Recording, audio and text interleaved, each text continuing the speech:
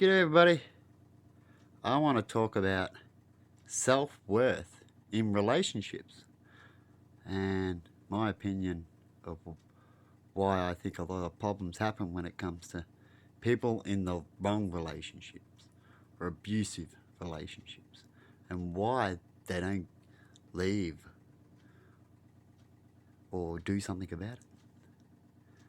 And this is my opinion that I've learned and seen and would feel myself if I went through such a thing. And that is, some people just don't leave because of their self worth, a relationship, because they think they're not going to get something better. They think it's going to get worse.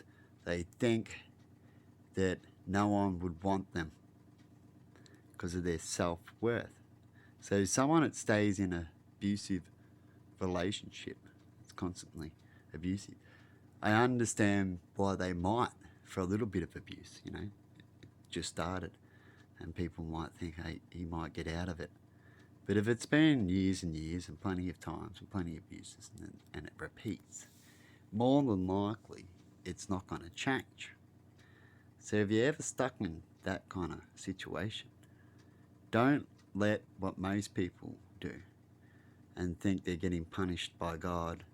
And if you weren't getting punished, someone should turn up to save you. That more than likely won't happen. It can. There is luck in the world, like how you can win lottery. Do you think everyone that wins lottery is because God's given it to them? In fact, you hear a lot of people winning money and they're complete assholes. So it can't be that, can it, when it comes to luck? Luck can probably come from the devil or God, really. It's luck. So don't rely on luck. And if you prayed and nothing's happened after a while, and you've done the right things, so it's been a year or so, that's how I test people. If people are not going to help you after a couple of years, then fuck them, and that's what I'd say about God. So if you've done all the right things and you think it's worthy of what you've asked from him and it hasn't changed, well then it's probably up to you. God probably thinks that you need to do something, usually if something hasn't changed after a while. Get you thinking, because some things he might step in, which is fate for you, and some things you just got to do yourself. Like some people don't have to work because they get inherited money or they win lottery and have luck. But then some other people do got to work. Some people have to work harder because they not educated enough during their lifetime to the point where they're at now, and so they got to do a certain job.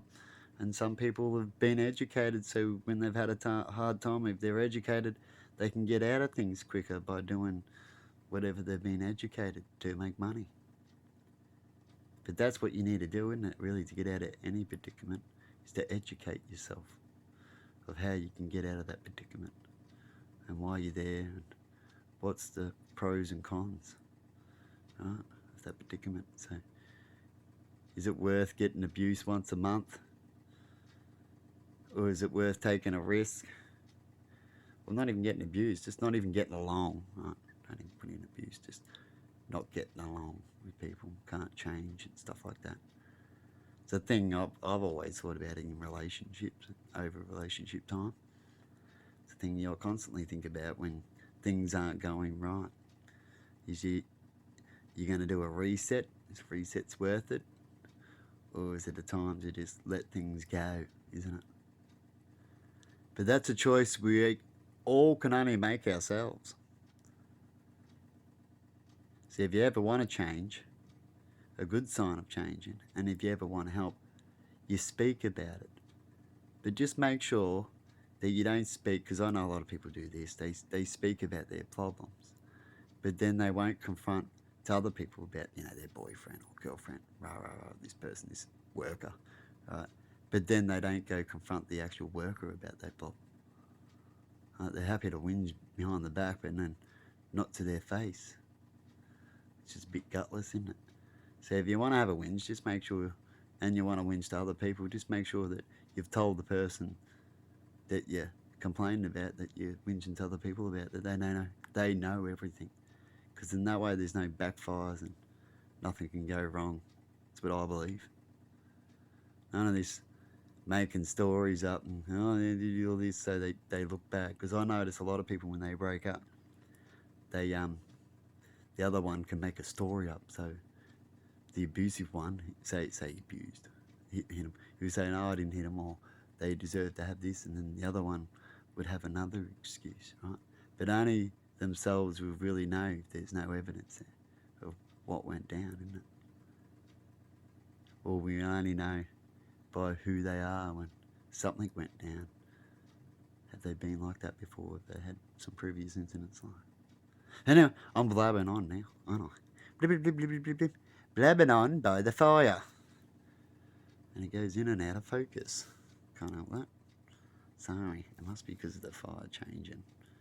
It's going in and out of focus.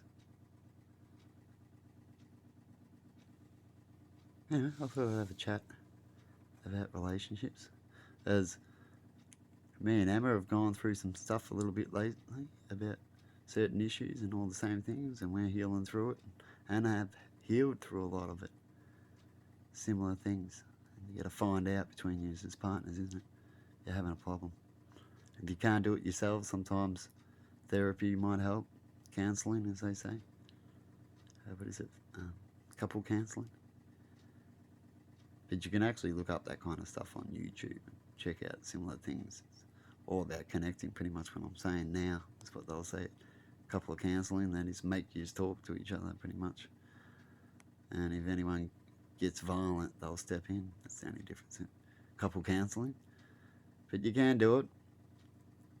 And love is tough, isn't it? To change is tough. And how much are people willing to change for others, isn't it? Because that's the key in the end. In the end, do you really want to change for the other, or you just playing them? Because if people are having problems constantly, that's what it is. One's lying to the other. Because that's what I had for a while. Is that people say, yeah, I'll do all this, yeah, I'll change. And then years go by and nothing changed, and then they have the same problem. And you look back and you go, and now I'm saying 10 years, and then we're still talking about the same thing that you said you can get done in a year, right? It's plenty of time, right, to change, and there's no change, no little change at all, like barely nothing. Anyway, it's real life. That's what we go through. And we deal with what we got, because I do understand that it is luck when it comes to who you can find and who's out there for you and stuff like that when you go to take a chance, isn't it? It's like you live in a town, you're like, I don't even know if there's anyone here, and you might need to travel and all the rest, and that's just life, isn't it? Or go on a date site or some crap. I find probably the best way to find someone. A date site might help, but they're more phony than ever real, that I think. So you probably create more problems trying to waste a lot of time, you know. They play games with you, meet up, you know, oh, this is probably the one, but then they're playing games. It could be a big occurrence on the internet. But me personally can be the same thing as well. So finding people just really, the right ones just take time, isn't it? Really just what I found for a few years before I met Emma was just when I had enough of all the bullshit, and I went, I'm not dating anyone that's going to sit back and watch for a while and then do a pick. And that's what I did. But anyway, bye-bye, and have a good one. I am done chatting by the fire. See you.